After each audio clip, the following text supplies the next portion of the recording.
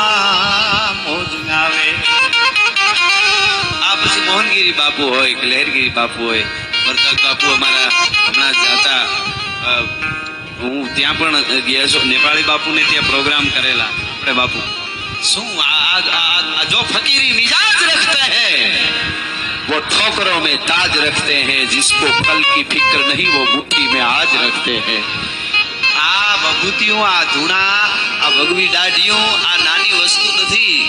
દુનિયાના માણસને જીવવા હાટું ફાફા મારશે અને વિજ્ઞાન ટોચ ઉપર જ્યારે વયું જાહે, વિજ્ઞાન બધું કરી હગશે, બધું કરી હગવા પછી છેલ્લે જીવવાના ફાફા થાય ને તેથી સનાતનની દાઢીયું ભગવા જો ગોતે તો માનજો કે ચારણ કોટિયાના ચીબે બોલ્યો છે, ભલા માણસ એને જરૂર પડવાની છે. હા, અને એટલા માટે આ હિન્દુસ્તાન, આ ભારત વર્ષ એ અનોખું છે સાહેબ. હમ अपनी जान के अबे आ मोहनगिरी बापू ने बराबर लागे बापू. हम अपनी जान के दुश्मन को भी अपनी जान कहते हैं. हम अपनी जान के दुश्मन को भी अपनी जान कहते हैं. मोहब्बत की इसी मिट्टी को हिंदुस्तान कहते हैं. એટલે મને આ મારું ગીત મારી મોજમાં મેં ગાયેલું, પણ અહીંયા આવ્યું ત્યારે મને સિદ્ધ દેખાતું લાગે કે એવું મને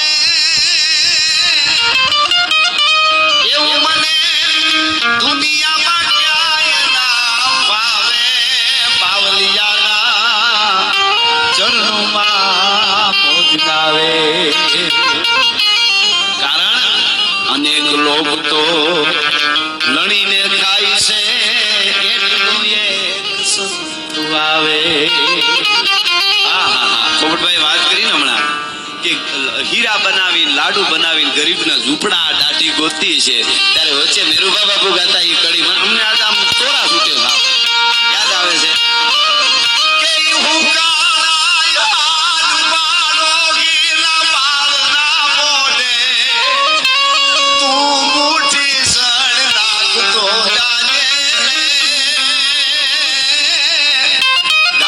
થોડું ઈકો રાખજો.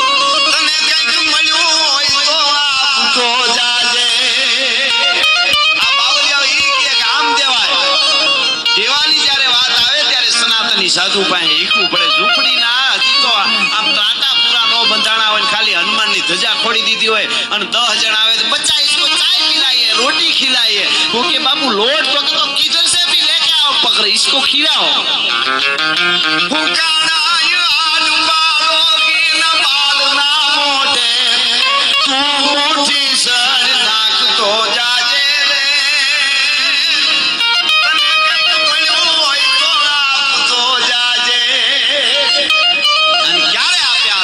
સાધુ ક્યારે આપે કે દરિયો ગામે કાઢ તો ડોળા બાગા બાપોત ના બોળા. ચારે બાજુથી એમ થાય કે હવે ભવસાગરમાં ડૂબી જાઉં, મારા આખા વયા ગયા. મને એમ લાગે કે હવે કોઈ મારું દેવેય નથી મારું રહ્યું. મને એમ લાગે મારું કુટુંબ ભાઈ મારું નથી. હવે મારું જહાજ સંસારના દરિયામાં ડૂબી જાહે. હવે ક્યાં જાઉં? દેદિયા ધૂણા એમ કે રૂવાડું ખાધું ન થવા તો બ્રહ્માંડની શક્તિ અહીંયા પડી છે.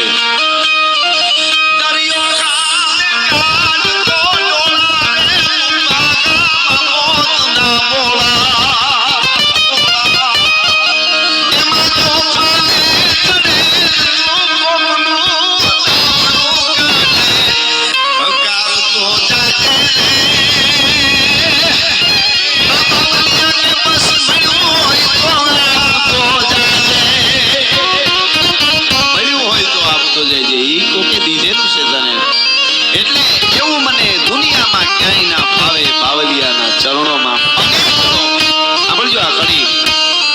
અનેક લોક તો ગણીને ખાય છે, એટલો એક સુવાવે. કારણ કે હવે ચારે બાજુ દા બળે છે બાપુ.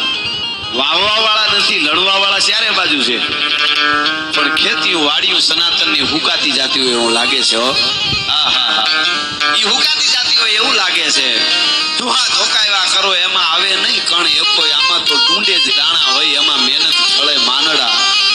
પાણી કે જંતુ કહા પહેચાનત ગ્રીષ્મ કે તપ की गर्दी की केसर की करी हूँ कहाँ कीमत है न परी પરીખ જહાં હરદી કી પૂરી તપસ્યા પૂરું ગુરુનું ચરણ સેવું ન હોય, સનાતનને જાણ્યો ન હોય ને બેહી જાય, એને ખબર ન હોય સનાતની ધૂણાના તપની શું તાકાત છે, ધૂણા કેમ તપાય.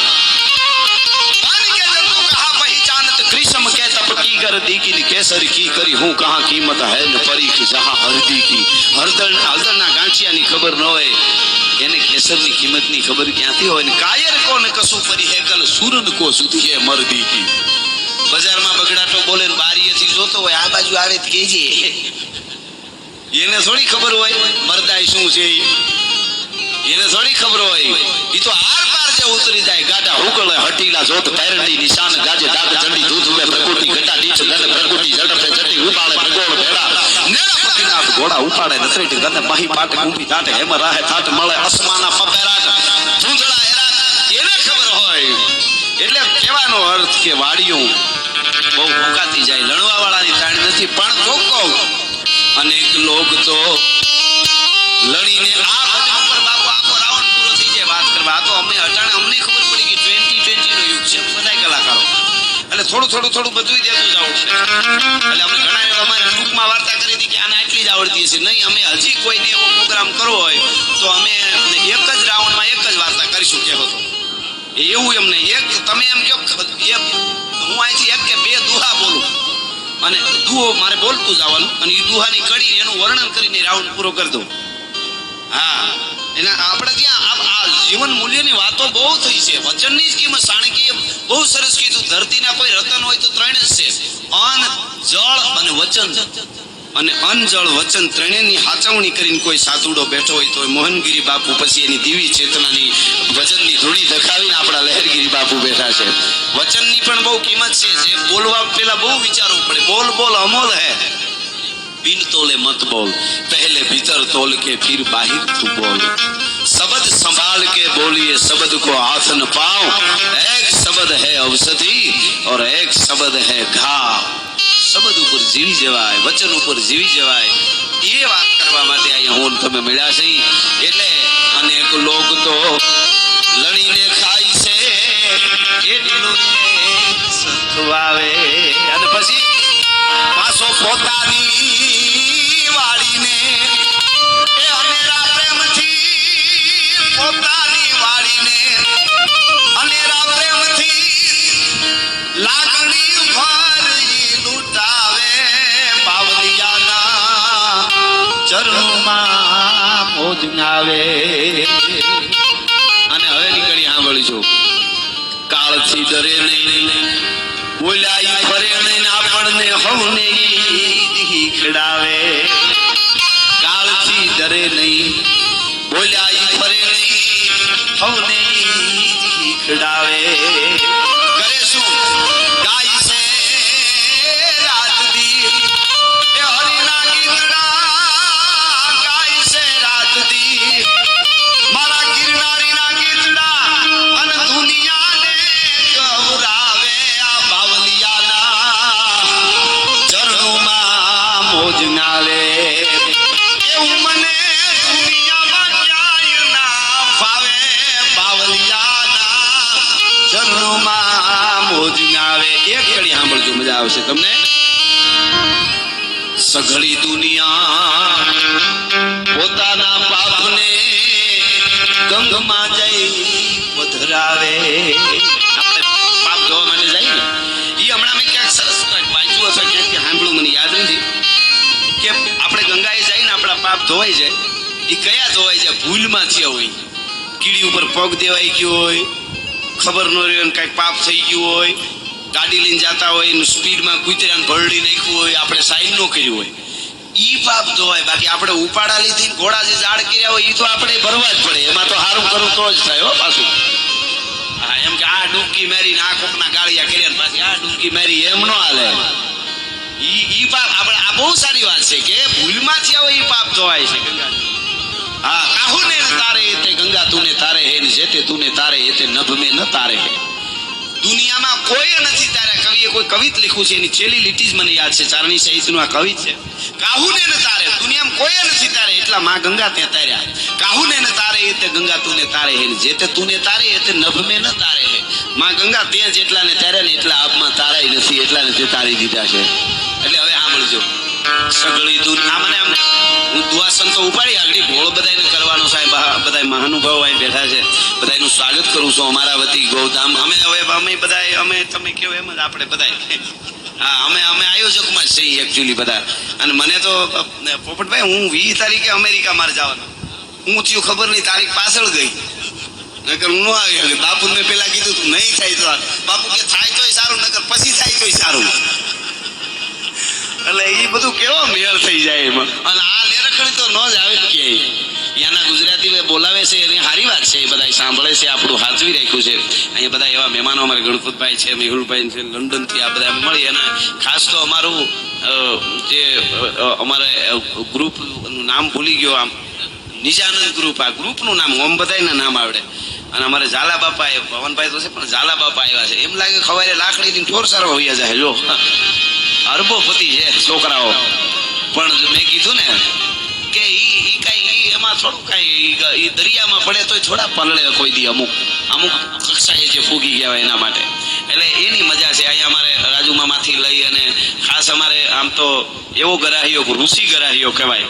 આજે ભલે તળાજાનું ગૌરવ હોય, ભાવનગરનું ગૌરવ હોય, એક દિવસ ભારતનું ગૌરવ થાય. અષ્ટાંગ આયુર્વેદ અમારા મહેન્દ્રસિંહ સરવૈયાને એકવાર જોરદાર થાળીયાથી વધાવો. નાની વસ્તુ નથી આ. ભારત વર્ષની ઋષિ પરંપરાને એમના ભાઈ અહીંયા પધાર્યા કચ્છીભાઈ એ છે, અને બધા અહીંયા ધીરે ધીરે મને નામ આવતા જાય. ઘણી વાર આવું અમારે બહુ છે. અમારા ખાસ અમારા ભાઈ છે મનોહરભાઈ, એ પણ અહીંયા પધાર્યા છે. અને આમાં અમારે કાનજી બાપુ, મને ઘણી વાર આવું થાય ને શેરા જાણીતા દેખાય, નામ યાદ ન આવે ને તો હું આ વાત કરતો, બનેલી વાત છે બાપુ. અર્જુન બાપુ કાનજી બાપા, કાનજી બુટા બારોટ પ્રોગ્રામ દેવા ગયા ને ચલાળા, તો વલ્કુ બાપુ ને કેટલી વાર રોકાય ખૂબ, એને વલ્કુ બાપુ હાથે બધું, તો વલ્કુ બાપુ નું નામ ભૂલી ગયા. પરમ પૂજ્ય બાપુ ચલાળાની જગ્યાએ આમ કરે, પણ વલ્કુ બાપુ યાદ ન આવે. તો સવારે વહેલું નીકળી જવાનું હતું, નીકળ્યા નહીં. ત્યાં જગ્યામાં જઈને હુઈ ગયા ને કે બાપુ જાગે, એટલે કેવું છે કે તમારું નામ બાપુ ભૂલી ગયો. તો એના માટે રોકાવું પડ્યું. બાપુ કે એવું થોડું. એટલે અમારે દિનેશ મામાના બધાય ડાયરો ધીરે ધીરે નામ આવતા જાય એમ હું લેતો જાય. પણ ઘણી વાર શેરા હાવ જાણીતા હોય, નામ યાદ ન આવે. એટલે અમારે શું છે, સતત ગમારા સાહેબ અહીં બેઠા છે, સતત અમારું પાછું આમ એ યાદ કરતું જાવ ને વળી શેરો હામો. ઘણી વાર ઘણા પાસે આવીને એમ થાય તો અમારું મગજ પાછું ઓલું ગોતવા આવી ગયો, હામો આવે તો એ યાદ ન હોય. એને એમ થાય કે મેં આમ કર્યું ના ગઢવી કેમ બરોબર મને રિસ્પોન્સ ન આપ્યો, પણ ત્યાં અમારું મગજ કંઈક કડી ગોતતો હોય. એટલે આ ઘરનો ટીરો એટલું ચોખવટ કરતો. હજી પ્રોગ્રામ ચાલુ કર્યો જ નથી આપણે. પ્રોગ્રામ તો હવે ધીરે ધીરે ચાલુ થવાનો છે અને મજા આવે છે. આમ જો આ બાપુ આ ગાયું ને આ વગડો ને આ ધામ ને આ વરસાદનું ટાણું, ઓહો હો, મને આમ મોજના તોરા સુધી. પણ હું આ કડી કહી દઉં, પછી આગળ આપણે વહીશું ધીરે ધીરે. આ કડી કે અનેક લોકો ઘડી દુનિયા પોતાના બાપને ગંગમાં જઈ પધરાવે. પણ હવેની કડી મોહનપુરી બાપુને લાગે છે, સાંભળજો. પણ ગંગાના પાપ તો જ્યારે ધોવાય છે, ગંગામાંથી પાપ તો એ ત્યારે ધોવાય છે. આવો કોઈ સાધુડો જઈને ન્યા નાવે, બાવલિયાના ચરણોમાં બોજ નાવે. ઈ પાપ ત્યારે ધોવાય છે કે આવો સાધુડો જઈને ન્યા નાવે. એવી આપણે એવા ધામમાં આપણે બેઠા છીએ ત્યારે હા નેસડિયું વાળા હનુમાન દાદાના નામે, અહીંયા નેસડિયું વાળા હનુમાન દાદાના નામે હનુમાન દાદાની જય સાથે ₹5100 હનુમાનજી મહારાજની જય. વાહ, જયમાં 5100 રૂપિયા આવે. ખૂબ ખૂબ ધન્યવાદ. એક બીજી વાત હું અહીંયા પછી હું શરૂ કરું છું. અહીંયા મહામંગલેશ્વર સૌરાષ્ટ્ર કેસરી સંતશ્રી મેં હું અહીંયા પ્રોગ્રામ કરી આવ્યો છું. 1008 લક્ષ્મણદાસજી બાપુ એમની આમ તો અષાઢ સુદ સાતમ અને શનિવાર ત્યાં, અને તારીખ છે 13/7, આવતી 13/7/2024 મારો પ્રોગ્રામ છે. બીજા કલાકારો પણ છે. પિંગળી મુકામે લક્ષ્મણદાસ બાપુના સાનિધ્યમાં આપણે 13/7 મળવાનું છે. જોરદાર તાળીથી એકવાર પૂજી બાપુના નામ ઉપર તાળી આપણે પાડી. એ બાવલીઓ આ આપણે જે બાર ગાળે દીવા કહેતા હતા ને, આ બધા થોડા બધા દીવા છે ને જેના અંજવાળે જીવી જાઉં. નકર મને એમ લાગે આપણી પાસે બધું આવી ગયું. વિજ્ઞાન બહુ જરૂરી છે. બધું વિજ્ઞાનને વંદન કરવા આપણે આ જળામળા એને કારણે છે બધું. હા, હું તો એમ કહું છું કે એ સબ માયા હે, ઇસકા ક્યાં કરે. યુવાનો એવું ન કરતા, કમાઈ લેજો જેટલી તાકાત હોય એટલું. હશે તો આવા ઠેકાણે દેવા થાય, પણ ઠેકાણા જાળવી રાખજો. ઘણા દેતા ક્યાં આવડે છે. હમણાં મેં એક જગ્યાએ ક્યાંકથી સાંભળ્યું અથવા વાંચ્યું, એ બધું યાદ ન હોય બધું સતત, પણ બહુ સમજવા જેવી દાતાઓ જે છે એને વાત છે, સમજવા જેવી વાત. આપી એટલે પુણ્ય થાય, એ તો આપણે બધાએ વાંચ્યું. પણ એવું બાપુ ભાઈ કે દાન આપણે કરીએ ને, દાન એ પુણ્ય જ છે, પણ ઠેકાણ પાત્ર વગરનું દાન દેવું ને તો પાપના ભાગીદાર સાંભળો. આ બહુ મોટી વાત છે.